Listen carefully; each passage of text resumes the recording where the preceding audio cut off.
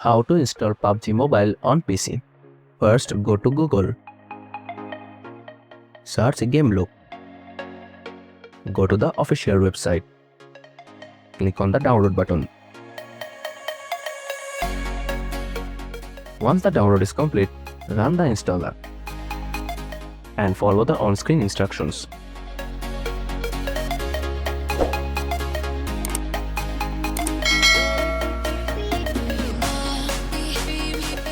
Now look for PUBG Mobile. Choose your server and install it.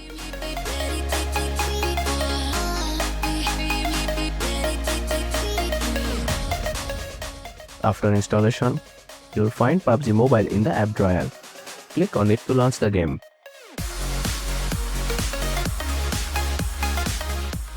Click OK to download the resource pack.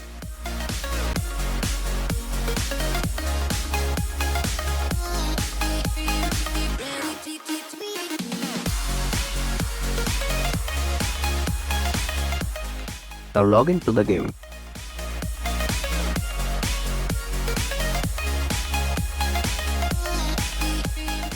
And that's how you can install PUBG Mobile on PC.